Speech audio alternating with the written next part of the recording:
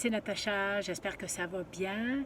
Bienvenue dans ma nouvelle vidéo. Aujourd'hui, je vais te parler de l'importance d'avoir un pourquoi fort et inspirant.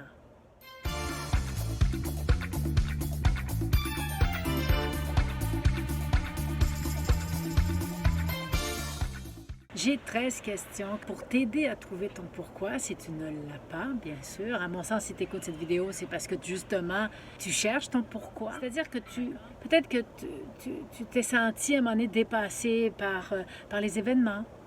Tu sais, des fois, on se sent impuissant face à notre vie, on se sent à notre vie, à nos résultats, les résultats qu'on récolte, les efforts qu'on fait, puis ce qu'on a, je veux dire. Et les circonstances dans lesquelles on vit notre vie n'est pas forcément ce qu'on voulait avoir comme vie. Je ne sais pas si des fois ça t'arrive d'avoir la sensation que ta vie te passe carrément sous le nez. Tu vis selon les critères, selon ce qu'on t'a dit qu'il fallait que tu fasses, mais finalement, tu n'es pas sûr si vraiment c'est ce que tu veux. Tu sens qu'il y a quelque chose qui manque. Même au niveau financier, c'est comme, t'as pas les résultats que tu veux. C'est comme... Et dans le fond, tu cours constamment, tous les jours, tu cours pour payer tes comptes, pour pas manquer d'argent. Tu le fais parce que tu as peur de manquer d'argent. Tu fais ta vie actuellement et tu cours et tu écoutes et tu fais exactement ce qu'on te dit de faire parce que tu veux pas faire faillite, tu veux pas avoir failli à la vie, ou tu veux garder une belle image de toi, ou tu veux avoir un sentiment d'appartenance à la société dans laquelle tu es. Donc tout ça, oui, c'est bien, mais c'est peut-être pas forcément ton pourquoi et ce pourquoi tu es là, tu veux vivre, ou qui résonne en toi et qui fait que tu te sens vivante. Quand on est entrepreneur ou on m'a beaucoup abordé pour des réseaux de marketing, et la base du réseau de marketing, c'est au début, on te demande toujours de trouver ton pourquoi. C'est quoi ton pourquoi? Parce que avoir une entreprise, un réseau de marketing ou n'importe quoi qui fait qu'on est à son compte et qu'on doit aller vers les autres pour vendre quelque chose, pour proposer une idée, pour aller chercher des associés, monter des équipes. Bref, ces actions-là demandent un effort, je dirais, immense. C'est pas facile d'aller vers les autres pour offrir nos services, pour vendre nos services, ou comme je disais, pour créer toute une équipe ou partir en business. Ça demande énormément. Et on est beaucoup à avoir peur, à être inquiet, à angoisser, à stresser, tu sais, quand on doit faire des appels à froid, puis qu'on doit trouver des clients ou trouver du monde qui veulent bien faire partie de nos équipes ou parler de notre opportunité, ben, je veux dire, on peut rester longtemps à regarder le téléphone sans lever. Là. C'est là où on dit souvent, là, le combiné, ben, à l'époque c'était un combiné, là, mais à quel point il devient lourd notre téléphone parce qu'on a de la difficulté à le prendre et à appeler. Et c'est notre pourquoi qui va faire la différence. C'est réellement notre pourquoi qui va faire la différence.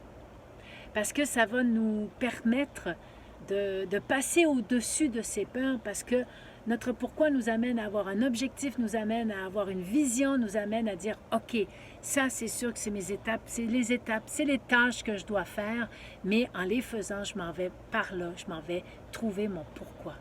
Donc, c'est pour ça que je vous parle du pourquoi.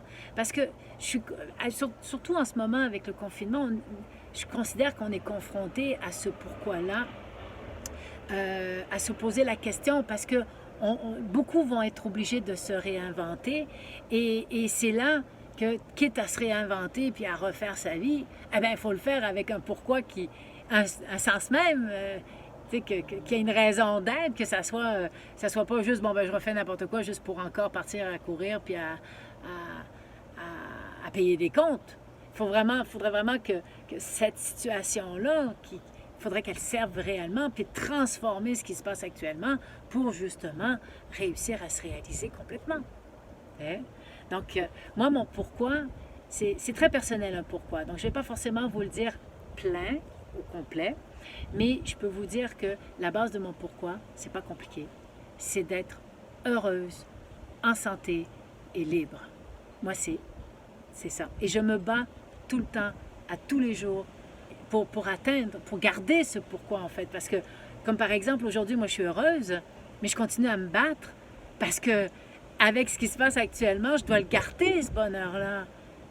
Je dois me battre pour le garder. Et c'est ça qui fait que je me lève le matin, puis que je suis dans mes projets, puis que je crée, puis que j'ai des idées, que je continue, que je fonce, et que bientôt je vais devoir faire des actions qui me font peur, mais que je dois absolument les faire pour continuer à être heureuse, en santé et libre. Est-ce que ce que tu fais, la vie que tu mènes actuellement et courir comme tu cours, est-ce que ça en vaut la peine? Elle est là la vraie question. Est-ce que ça en vaut la peine? Est-ce que c'est en lien avec ton pourquoi? Sauf que si tu ne sais pas c'est quoi le vrai pourquoi, le pourquoi qui est en toi, là, le pourquoi qui va faire que tu vas vibrer. Cette raison-là qui va faire que tu vas te dépasser, qui va faire que tu vas briser des barrières, ce rêve-là qui va t'enthousiasmer, qui va faire que tu vas te sentir vivante. Tu sais, ce pourquoi qui fait que tu es prêt à payer le prix, à mettre ta vie en danger, pour atteindre ce pourquoi-là. Et pour t'aider à trouver j'ai 13 questions. J'ai 13 questions que tu peux te poser et qui vont t'aider à faire un cheminement de réflexion pour t'amener à trouver réellement ton pourquoi. Bon, je vais commencer avec mes 13 questions. La première question que tu pourrais te poser, c'est qu'est-ce que tu veux apporter aux autres? Okay? Bon, oui, moi je viens de te parler que ce que je veux, c'est être heureuse, donc ça n'a pas rapport, mais c'est pas vrai. Le fait que je sois heureuse, qu'est-ce que j'apporte aux autres? Bien, quand je suis avec les autres, veux pas, ils n'ont pas le choix. Ils n'ont pas le choix d'être heureux ou d'avoir du sourire ou de sentir à un moment donné, tout d'un coup, ils sont avec moi puis ils se sentent en paix ou ils se sentent... Alors moi, ce que j'apporte, c'est un côté positif à la vie. Puis j'aime ça. En deuxième question que tu pourrais te poser, c'est qu'est-ce que tu aimes faire pour les autres? Plus tu sais ce que tu veux faire pour les autres, plus ton pourquoi va être précis.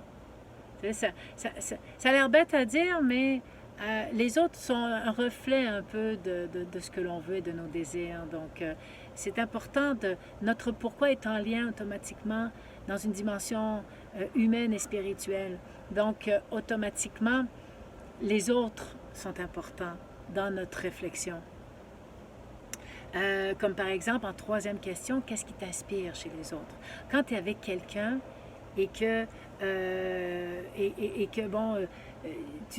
tu quittes cette personne-là, puis là, tu sens en toi qu'il y a quelque chose qui a résonné, un bien-être, tu te sens inspiré, tu sens que tu peux tout d'un coup tout réussir. C'est quoi? C'est quoi exactement? Quand tu as ce sentiment-là, qu'est-ce qui t'a inspiré chez l'autre? Et ça peut t'aider à trouver le pourquoi ou qu'est-ce que tu aimes, qu'est-ce que tu aimerais devenir ou être. Tu vois? Quatrième question. Quel serait le prix que tu serais prête à payer pour réaliser ton pourquoi? Bon, comme par exemple, tu pourrais aller voir un autre de mes articles. Je pense c'est Qui a dit que la vie était un long fleuve tranquille. C'est un article que j'ai fait il n'y a pas trop longtemps. Et là-dessus, j'explique que je me suis fait renvoyer une dizaine, une quinzaine, une vingtaine de fois, je ne sais plus trop. Moi, je suis prête à payer le prix de me faire renvoyer, de me retrouver sans argent, mais de continuer à être heureuse. Il y a aussi, tu sais, le temps passe vite, hein? Et quand le temps passe vite, eh bien, c'est de te poser la question, c'est quoi que tu vis quand le temps passe vite? Parce que quand il passe pas vite, c'est parce que tu te fais chier. Donc, si là, il passe vite, c'est parce que tu es bien.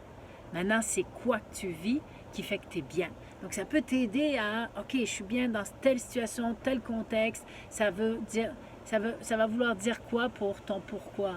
Tu comprends? Sixième question que tu pourrais te poser, c'est comment est-ce que quand justement tu as eu des bons moments, tu as vécu des bons moments, eh bien, comment faire en sorte de faire revivre ces bons moments-là? Donc ça aussi, c'est comme si tu as décortiqué, OK, là j'étais bien, là j'ai aimé, là ce que j'ai vécu c'était super. Maintenant, comment est-ce que je peux faire pour les revivre? Ça, c'était en sixième. Maintenant, en septième question, une question très intéressante, c'est si tu avais tout l'or du monde, tout l'argent, si tu avais tout l'argent, là, mais des millions et des millions et des millions de dollars, là, vous n'avez vraiment pas à te poser la question. C'est quoi que tu ferais? Parce que souvent, on est là, on veut de l'argent. En fait, je dirais 99,9% des gens, c'est ce qu'ils veulent, de l'argent. Les riches, là, ils pensent même pas à l'argent. Eux, ils pensent à d'autres choses. Mais nous, les gens de la classe moyenne, voire de la pauvreté, parce qu'on s'en va de plus en plus vers ça, hein, eh bien, on pense à l'argent, constamment, constamment. On va travailler pour de l'argent, on fait des courses, on a besoin d'argent, il faut payer notre loyer, il faut payer ci, il faut payer ça, il faut payer ci. Donc, on passe notre vie à penser beaucoup en fonction de l'argent qu'on a et de l'argent qu'on n'a pas et de l'argent qu'on voudrait et de l'argent que... Et on se dit toujours, ben là, je veux gagner à la loto, je veux faire beaucoup d'argent, etc., etc. Mais la journée où on va avoir cet argent-là, on va faire quoi?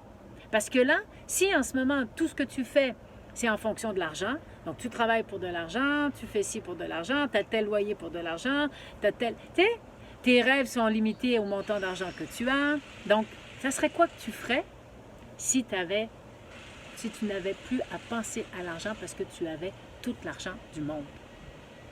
Et là, ça pourrait vraiment te faire prendre conscience de c'est quoi réellement tes besoins profonds et ton pourquoi. La 8e question que tu pourrais te poser, c'est pourquoi est-ce que tu fais telle activité et pas une autre? On en revient un petit peu à celle de tout à l'heure où on se posait la question qu'est-ce que tu as vécu?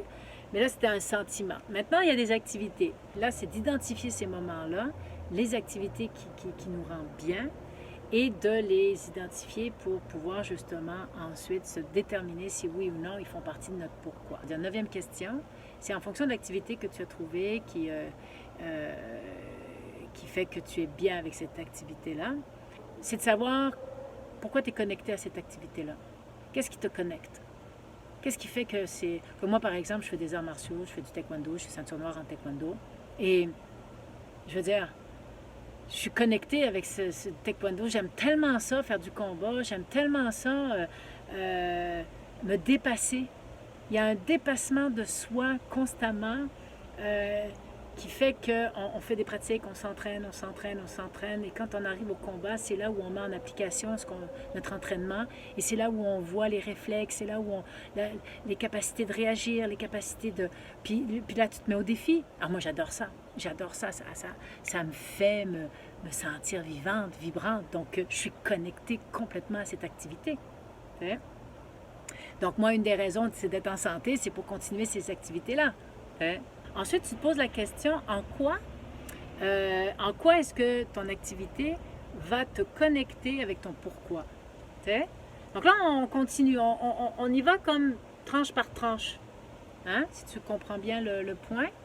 Donc maintenant, ça va être en quoi est-ce que ton activité va te permettre de te connecter avec ton pourquoi. Tout à l'heure, c'était qu'est-ce qui fait que tu es connecté avec ton activité. Et là, c'est ton activité, en quoi elle te connecte avec ton pourquoi. Donc là, on monte. On monte plus loin dans la recherche de l'explication. C'est pas évident de trouver son pourquoi. Okay? Puis vraiment de se l'ancrer. Okay?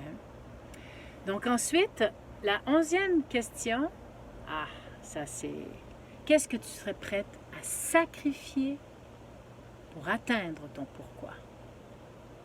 À partir du moment où on est capable de concevoir qu'on est prêt à sacrifier quelque chose de vraiment important pour soi, pour atteindre son pourquoi, là on commence à dire, ok, je crois que je commence à trouver ou à savoir un peu c'est quoi mon pourquoi. Maintenant, la question 12. Quel est donc ton pourquoi? C'est quoi ton pourquoi? Est-ce que tu es capable maintenant, après t'être posé toutes ces questions-là, de commencer à le mettre en bouche, l'écrire? Je te recommande vraiment de l'écrire, hein? Vraiment, vraiment, vraiment, parce que tu peux avoir un flash, puis tu peux le perdre. Donc, dès que tu as ton flash, dès que tu as un peu l'idée, écris-le tout de suite. OK? Ensuite, la 13e question, c'est si tu ne trouves pas ton pourquoi, pose-toi la question pourquoi tu ne trouves pas ton pourquoi? Hein? Parce que là aussi, ça aussi, c'est une réflexion. Des fois, on ne trouve pas notre pourquoi parce qu'on ne se donne pas assez d'importance. Donc là, on s'en va loin là, dans la réflexion. OK, juste pour finir, puis juste pour te motiver à trouver réellement ton pourquoi. Quand tu trouves ton pourquoi, ton objectif devient clair. Ta vision et le chemin que tu dois prendre s'ouvre devant toi et tu sais exactement pourquoi tu vis. Et c'est seulement là que celle-ci a un réel sens qui résonne en toi et qui te permet d'être. Voilà. Donc là-dessus, je te dis bye bye et à la prochaine.